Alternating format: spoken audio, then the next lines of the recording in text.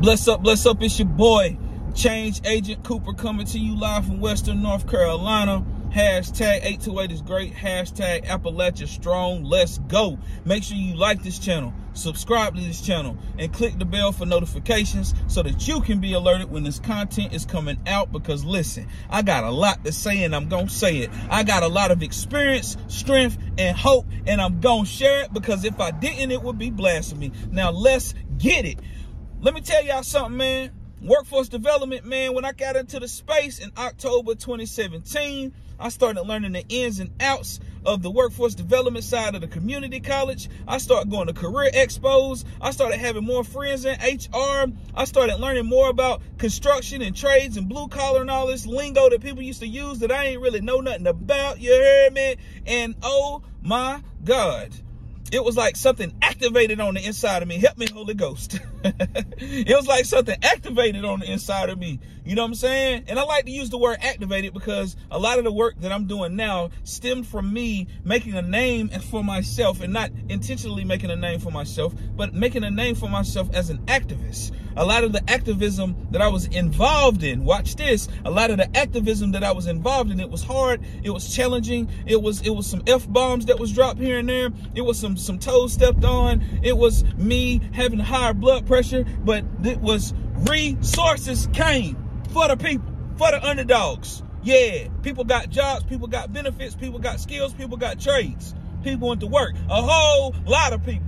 So the activism paid off, and now I'm transitioning more into advocate and a partner. And I did a video on that. It's the difference between the activist, the advocate, and the partner. I did a video on that. Search my YouTube channel and you'll find it. But today we're talking about construction, specific to heavy equipment operators.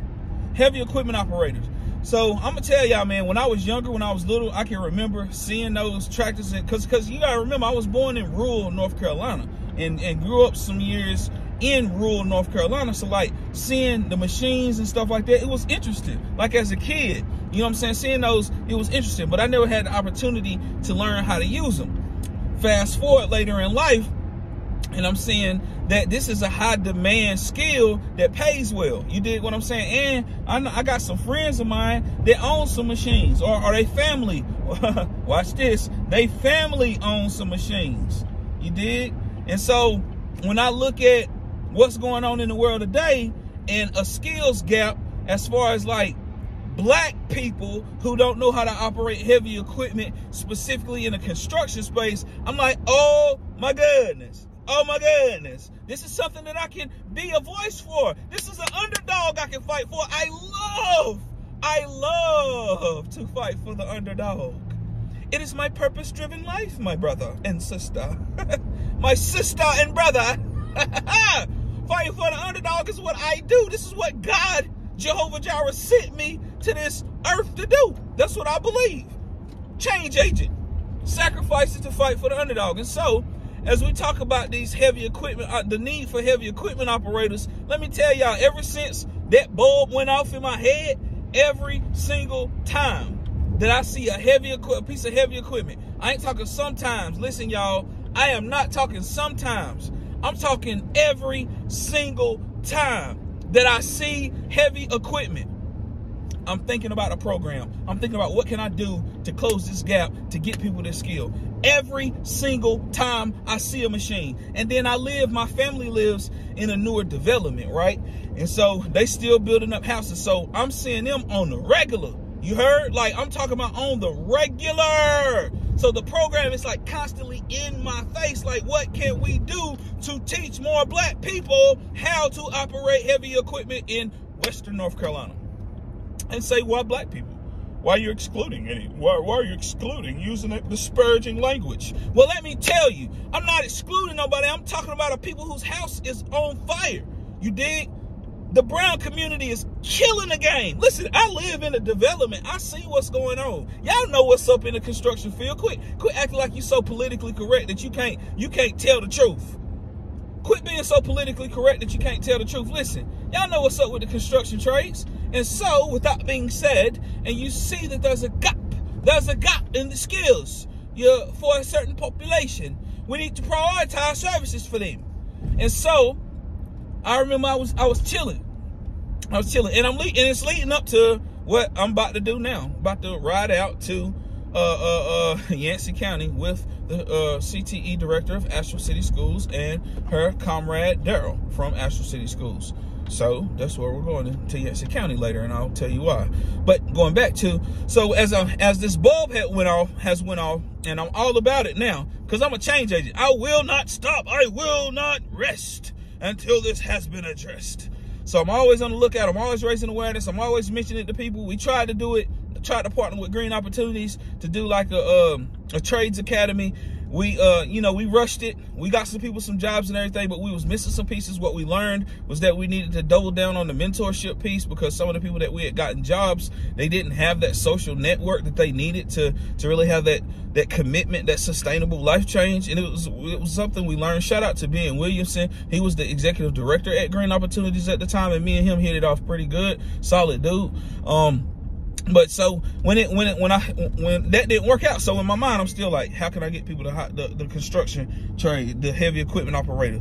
And I'm asking questions every time I see somebody, the city of Asheville or whatever, and they doing their thing with the machines. I'm asking them questions like, where'd you do? And they steady naming off different community colleges that they went to. I think one of them say he went to Caldwell. Like they just talk about different places where they learned or they learned in their community, just messing around because they uncle owned one. Like this is the types of conversations that I'm hearing, and so I'm like, okay, we need to do something about this. And so then came an announcement from Dogwood Health Trust, and shout out to my people at Dogwood Health Trust. Thank you for all that you do for the community leaders, the nonprofits, the investment. Everybody say investment. Shout out to Dogwood Health Trust. So evidently Dogwood had funded heavy equipment operator training in Yancey County, and they have it for the high school students. And when I found out about it, the inside of my body jumped for joy.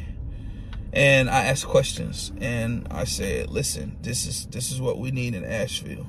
This is exactly what we need in Asheville. We need to have more opportunities, more pathways to have gainful employment and even entrepreneurship, because you start learning how to do that, you can mess around and start your own, what I'm saying, because you need the skill. Everybody can't be entrepreneurs, but it helps a lot when you have a skill to entrepreneur, you dig? And so when all of that happened, I start asking questions, and then I just so happened to be on a panel at the Dogwood Health Trust convening with Cynthia, I believe was her name. I was on the panel with her, and she was from there, and she was speaking on their experience and starting the heavy equipment operator training for high schoolers. And then I hit Dr. Cheeks up. Shout out to Dr. Cheeks. Shout out to Dr. Hicks too. Me and her had a good relationship when she was in that position. And now I'm actually in a role to where I can do more partnering with the city school CTE. You feel me? Now I can do that in my new role, Go Places Project Director. Go Places stands for growth opportunities, peer leaders, activating the community for employment success. Emphasis on activating. But yeah, man, me, Dr. Cheeks and Daryl, we headed to Yancey County to learn from them and see it up close. Their heavy equipment operator training. Shout out to Sarah Thompson at Dogwood for making the connection for us.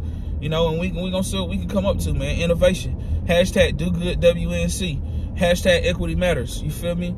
And it's time, y'all. It is time. And I'm here for the ride. And I am the workforce equity advocate. That means that I'm always on the lookout for addressing an inequity in the workforce space. And it's not just a black thing. You feel me? Right now, I'm talking about black folks in certain ways. And if you want to look up the data in WIOA, the reports and research that they've done about WIOA and about the underrepresentation of black people, you'll start to understand why I'm going so hard. And also, when you look at the crime that's going on in the city and people want to talk about folks in the hood, well, a lot of times it's poverty that precedes all the other issues. And so we see that there's a level of economic justice that needs to be prioritized if we are to have safer communities. So when you hear me talking about this stuff, if you kind of got like some racist prejudice tendencies, and when you hear me fighting for black people, it makes you upset, what I want you to think of is that he's trying to increase public safety.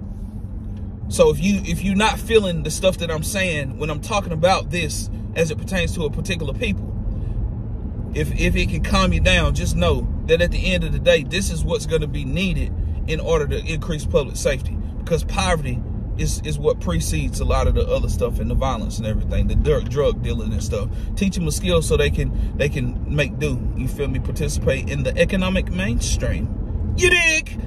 My name is Change Agent Cooper. I'm here for the ride. I'm the Go Places project director, but I go by a title of workforce equity advocate. I'm about to pull up at Asheville High School. Thank you for watching this video. It was a little bit longer than I expected, but do know I will not rest until we have a heavy equipment operator training that young blacks have access to. And the culture of the company or the trainer is culturally specific and sensitive to, and linguistic, culturally specific, sensitive, and linguistic to the issues that occur in the generations and generations of oppression. The after effects of the generations of oppression is what I'll say. I'll leave it at that because I don't want to go preaching too much more. And that's crazy. I'm turning left. I'm riding by East Fork Pottery, one of the equitable hiring partners that I've been rocking with for a long time. Just riding back past East Fork over there. Shout out to them. I got several people over there working right now. But yeah, God is good. Glory be to God. My name is Change Agent Cooper. I'm not the answer, but I'm for daggone sure the alternative. Bless up.